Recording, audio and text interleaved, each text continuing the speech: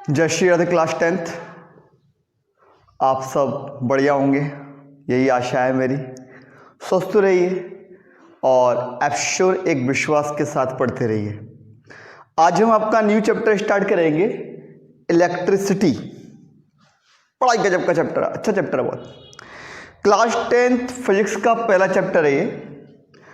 और इस चैप्टर में मैं आपको बताऊं कि आपको काफ़ी सारी उन चीज़ों के बारे में पढ़ने को मिलेगा जो शायद आपने अब तक नहीं पढ़ी हैं, और आगे जो बच्चे साइंस लेने वाले हैं उनके लिए 12th के लिए बहुत इंपॉर्टेंट होने वाला है ये चैप्टर, इलेक्ट्रिसिटी। और नाम से समझ में आ रहा होगा इलेक्ट्रिसिटी। यदि मैं देखूं तो इस नाम से बहुत भली बात ही परिचित हैं, और इससे रिलेटेड बहुत सारी चीज़ें हम देखते रहते हैं। आपके घर में फैन है, बल्ब है, ट्यूबलाइट है, एसी है, ये सब किसके ऊपर डिपेंड है? इलेक्ट्रिसिटी। आसपास आप किससे घिरे हुए? इलेक्ट्रिसिटी से। यदि आपकी जिंदगी में से ये एक इलेक्ट्रिसिटी शब्द को हटा दिया जाए, या ये जो आपके पास कॉन्सेप्ट है इलेक्ट्रिसिटी का ये हटा दिया जाए, तो आप कुछ नहीं हो। शायद मैं कहूं कि आप जी भी नहीं पाएंगे, क्योंकि आप टोटली इस पर क्या हो गए हैं? डिपेंड। सब बात समझ में आ रही है ना? तो ये तो रही इलेक्ट्रिसिटी की क्या इंपॉर्टेंस। अब ये समझे हम कि ये इलेक्ट्रिसिटी है क्या है, कहां डेवलप हो रही है। इलेक्ट्रिसिटी जो डेवलप हो रही है वो किसके कारण हो रही है? Electric current. नाम सुना? Electric current. जहां भी इलेक्ट्रिक करंट है वहां इलेक्ट्रिसिटी है, जहां भी इलेक्ट्रिक करंट है। अब ये इलेक्ट्रिक करंट क्या है? यदि मैं करंट की बात करूं, what is the meaning of current? Current का मतलब क्या है? करंट का मतलब होता है आपका फ्लो। आपने शायद एक वर्ड सुना होगा, वाटर करंट, मतलब वाटर का फ्लो होना। एयर करंट, एयर का फ्लो होना, एयर बह रही है। यदि एयर बह रही है, एयर चल रही है, तो क्या कहेंगे? हवा बह रही है, मतलब एयर करंट। पानी बह रहा है, वाटर करंट। तो यहां पर कौन बह रहा है? इलेक्ट्रिक। अब ये इलेक्ट्रिक क्या है? इसको कहते हैं charge particle. When a charge particle is flow in a conductor, then electricity is produced. बात समझ में आती है? जब चार्ज पार्टिकल एक कंडक्टर में फ्लो करते हैं तो क्या प्रोड्यूस होती है? इलेक्ट्रिसिटी। अभी यहां एक वर्ड और आया, क्या आया? कंडक्टर। तो पहले बिल्कुल बेस से स्टार्ट करते हैं। कंडक्टर, कंडक्टर क्या है? Conductor are those substance which allow to flow of electric current.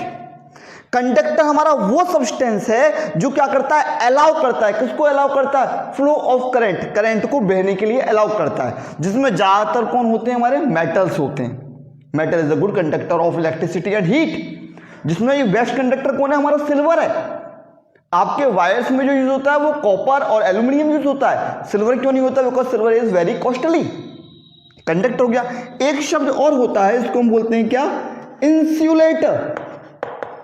Insulator क्या है? Insulator are the substance which not allow to flow of electric current, या which not allow to flow of charge particle.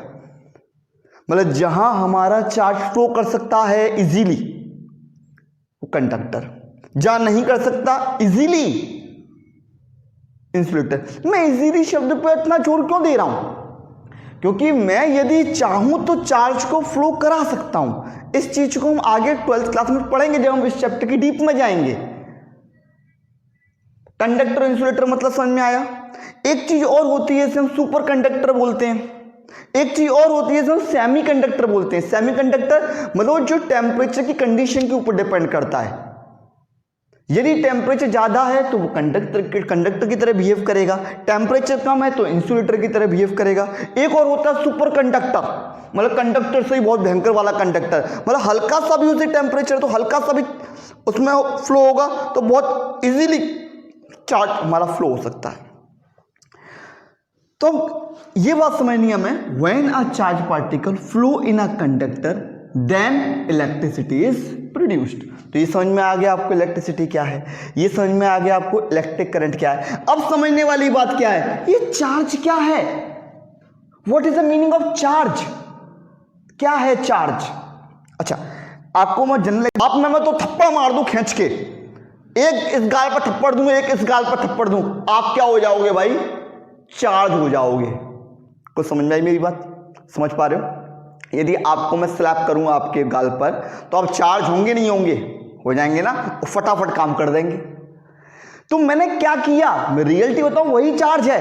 जब मैंने आपको थप्पड़ मारा तो मेरा हाथ आपके गाल से क्या हुआ, कोलाइड हुआ, और जब दो चीज कोलाइड होती हैं तो किसी चीज का ट्रांसफर होता है और वो बॉडी क्या हो जाती है, चार्ज हो जाती है।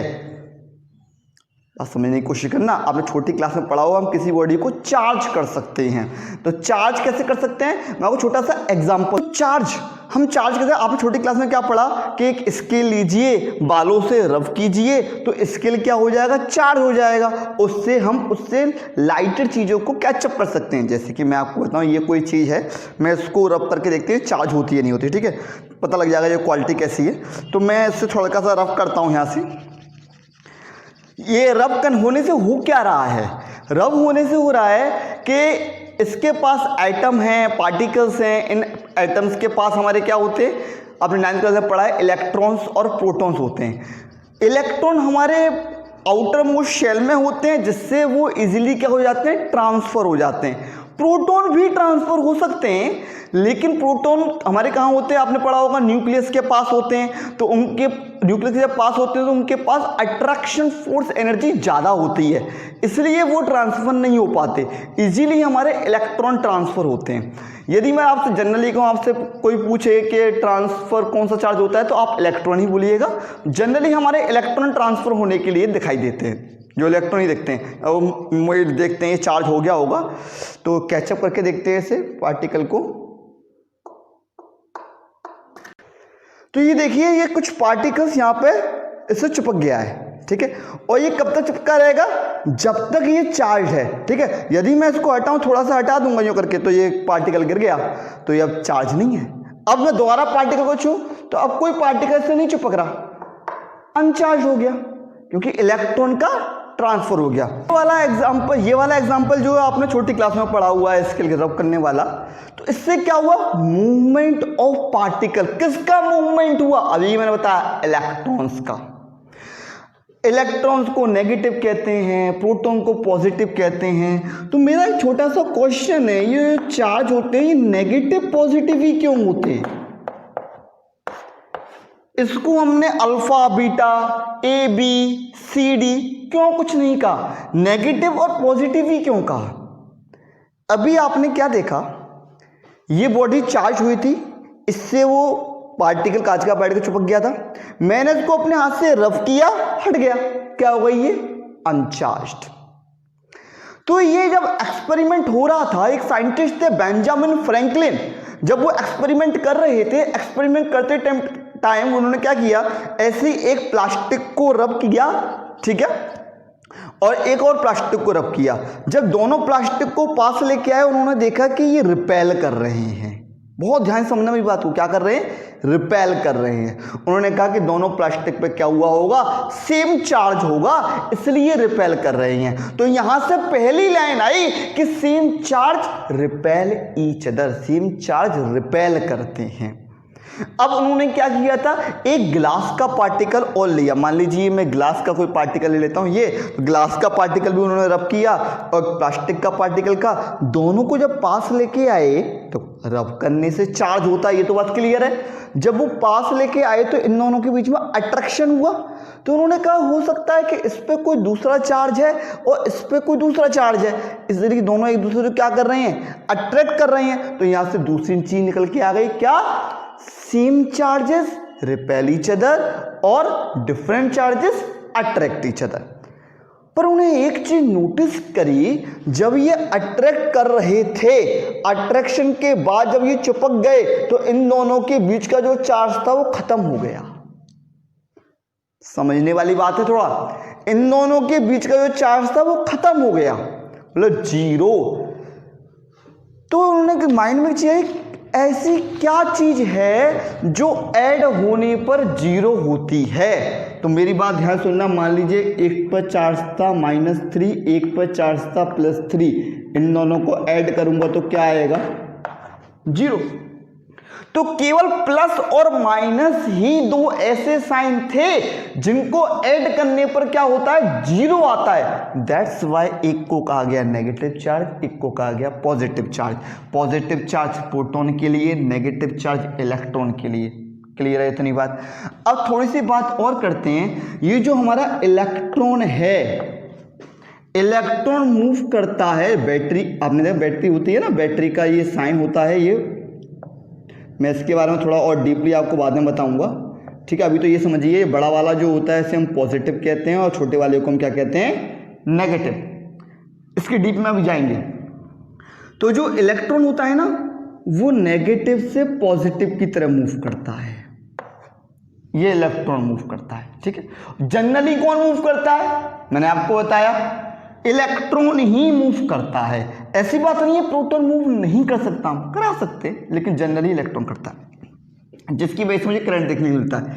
लेकिन जो मेरा कन्वेंशनल करंट है, जिसको मैं इलेक्ट्रिक करंट बोल रहा हूं, जिसकी वजह से इलेक्ट्रिसिटी डेवलप हो रही है, वो कन्वेंशनल करंट कहां मूव करता है, पॉजिटिव टू नेगेटिव। मतलब इलेक्ट्रॉन मूव करता है नेगेटिव से पॉजिटिव, और करंट की डायरेक्शन क्या होती है, पॉजिटिव से नेगेटिव। इसी को हम क्या बोलते हैं, इलेक्ट्रिक करंट, या नहीं, इसको बोलते हैं कन्वेंशनल करंट, कन्वेंशनल करंट, ठीक है। इसको, तो ये क्या, कन्वेंशनल करंट, जो कहां से मूव कर रहा है, पॉजिटिव से नेगेटिव। यही कन्वेंशनल करंट कौन सा है, इलेक्ट्रिक करंट। ये क्या डेवलप करता है, इलेक्ट्रिसिटी डेवलप करता है। तो समझ में आई, बैटरी में नेगेटिव से पॉजिटिव कौन जाते हैं, इलेक्ट्रॉन।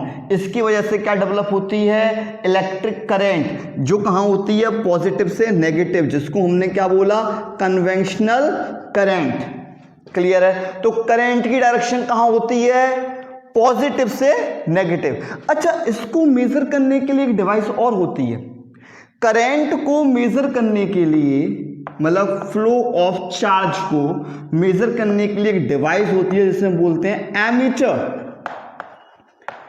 एमीटर, और एमीटर क्या होता है, सर्किट में सीरीज में जुड़ता है। सीरीज क्या होता है, पैरेलल क्या होता है, आगे आप पढ़ते रहेंगे, ठीक है। इतनी बात क्लियर हुई। अब यहां पे हम एक चीज देखें हल्की सी, कि जो electric,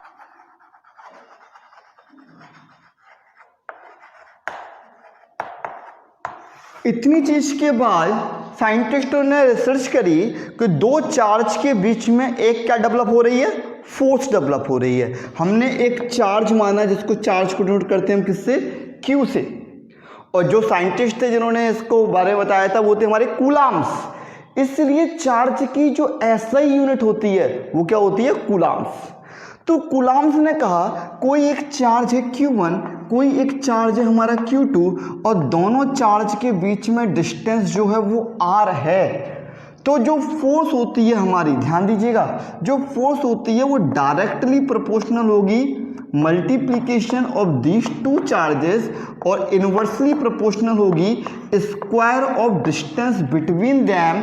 this is the equation number first and this is the equation number second. When we add this to equation, so we can say that from equation first and second से क्या देखता हूं, ये डायरेक्टली प्रोपोर्शनल है, ये inversely proportional है।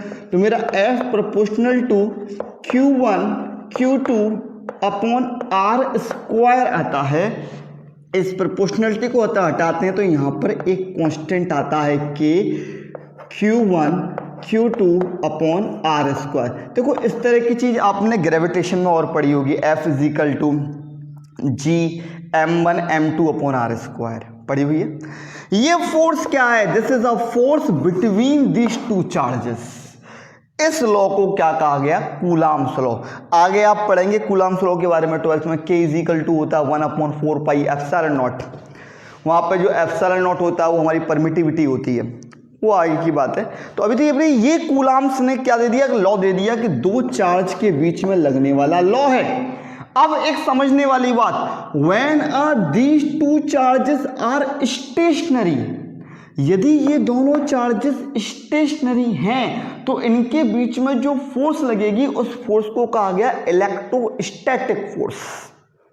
समझ में आ रही बात? When these two charges are stationary, the force between them is known as electrostatic force। और वहीं ये दोनों चार्जेस यदि मूव कर रहे होते हैं तो कौन सी फोर्स होती है हमारी? Electromagnetic force. मूव करने से ऐसा हुआ क्या, मैं आपको छोटी मूव करने से इलेक्ट्रिक करंट डेवलप हुआ। मैंने आपको बताया था ना, flow of charge is known as electric current. जैसे ही इनने मूव स्टार्ट किया तो क्या क्या हो गया, इलेक्ट्रिक करंट। उससे क्या डेवलप हुई, इलेक्ट्रिसिटी डेवलप हुई।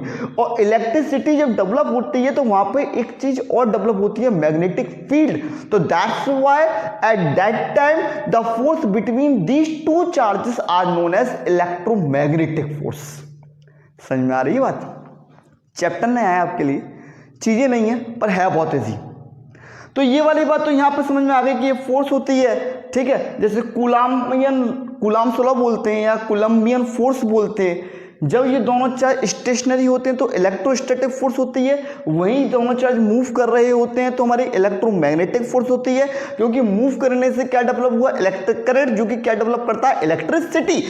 तो क्लियर एक बात, तो when a charge is move the electricity is develop. तो हमने माना, ध्यान दीजिएगा, हमने क्या माना, ये कोई एक कंडक्टर है और इसमें इलेक्ट्रॉन्स मूव कर रहे हैं। अच्छा, इलेक्ट्रॉन्स पे जो चार्ज होता है वो क्या होता है, नेगेटिव होता है। एक चीज और लिखी हुई मिलेगी आपको क्वेश्चनों में कि body is negatively charged, body is positively charge. What is the meaning of negative charge and positive charge? यदि मैं कह रहा हूं कि body is negative charge, that means that time body is have a number of electron is more in comparison to the number of proton।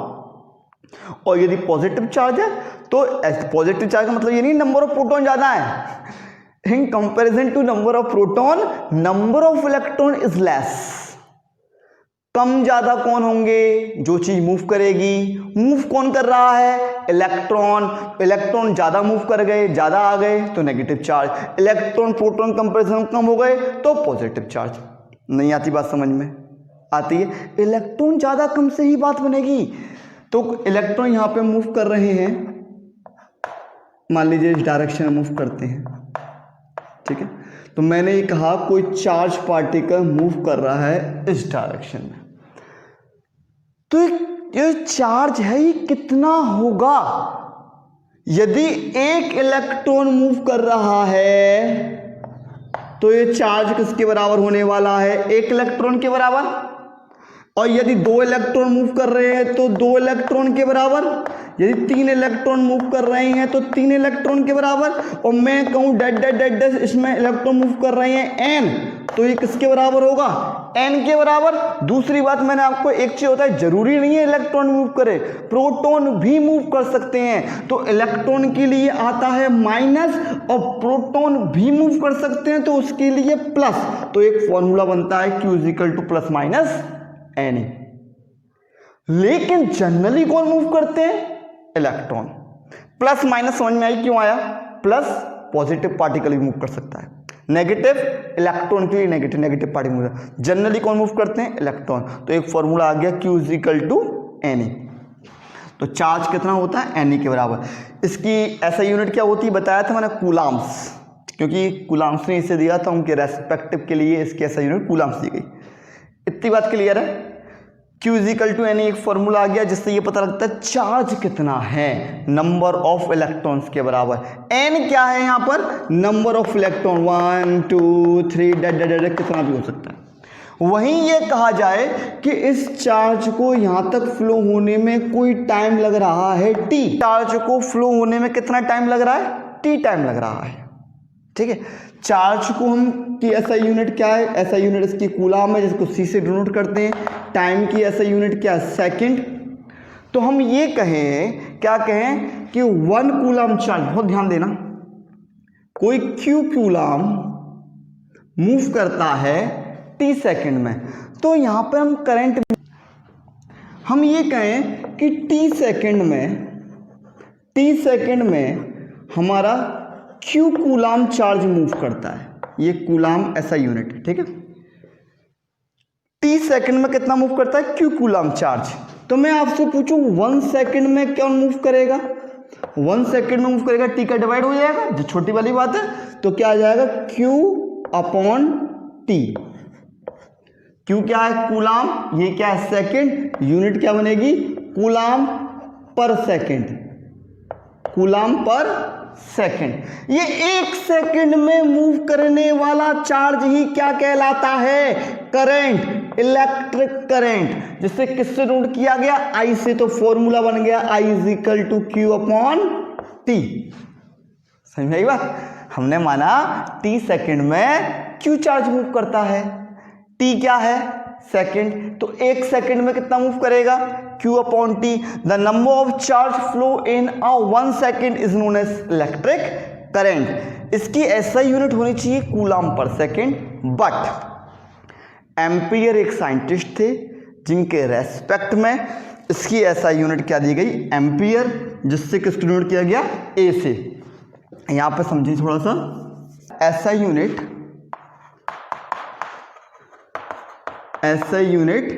Ampere, ठीक है। ए से note करते हैं ऐसे। करंट की ऐसा यूनिट हो गई एम्पियर। तो मैं आपसे पूछूं 1 एम्पियर क्या होगा? 1 एम्पियर क्या होगा? When a 1 coulomb charge flow in a conductor in 1 second. जब हमारा 1 कूलाम चार्ज क्या करेगा? फ्लो करेगा। Flow in conductor in 1 second. जब 1 कूलम चार्ज फ्लो होगा कंडक्टर में 1 सेकंड में, eight that time current is produced in the conductor is 1 ampere. उस टाइम जो करंट प्रोड्यूस हो रही होगी वो क्या होगी? 1 एम्पियर। समझ में आया? यदि मैं ये कहूं, ये कोई इक्वेशन है, यहां पर ये वाली इक्वेशन है मेरी 1 और ये इक्वेशन है मेरी कौन सी? 2। Put the value of Q, put the value of Q in second। Q की वैल्यू क्या है? N उठा के यहां रखो। तो I is equal to NE upon T। इस तरह से भी हम करंट को निकाल सकते हैं। यदि आपको इलेक्ट्रॉन गिवन है, N गिवन है, T गिवन है, तो करंट निकल जाएगा। चार्ज और T गिवन है तो भी हमारा करंट निकल जाएगा। इस पर कुछ न्यूमेरिकल आते हैं, कुछ न्यूमेरिकल देखते हैं, ठीक है, किस तरह से हो सकता है। तो हमने 3 फॉर्मूले पढ़ लिए। Q is equal to NE, I is equal to Q upon T, I is equal to NE upon T। Numerical कैसा बनता है? मान लीजिए कोई एक कंडक्टर है, ध्यान दीजिएगा, कोई एक कंडक्टर है, इसमें 1 coulomb charge, 1 coulomb charge flow कर रहा है इस डायरेक्शन में। डायरेक्शन बहुत इंपॉर्टेंट है किसके लिए? फ्लो ऑफ चार्ज के लिए। 1 कूलम चार्ज फ्लो कर रहा है इसमें, ठीक है। हमें ये निकालना है नंबर ऑफ इलेक्ट्रॉन्स कितने हैं। How many number of electrons flow in this conductor. कैसे निकालें? देखिए फॉर्मूला कौन सा लगेगा? Q is equal to NE। Q कितना है हमारा?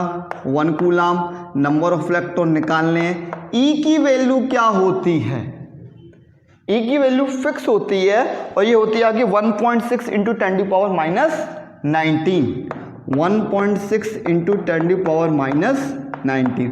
अच्छा, आपके लिए एक बात और बताऊं, ये 1.6 इंटू 10 टू पावर 19 जब इलेक्ट्रॉन के लिए पूछा जाता है ना, तो नेगेटिव साइन आ जाता है, और प्रोटॉन के लिए पूछा जाता है तब पॉजिटिव साइन आ जाता है। लेकिन यहाँ पर नेगेटिव साइन और पॉजिटिव साइन आने से कोई प्रभाव नहीं पड़ेगा, इसलिए मैंने नहीं लिया है। आपसे पूछे what is the value of electron, तो आप कहेंगे minus 1.6 into 10 to power minus 19।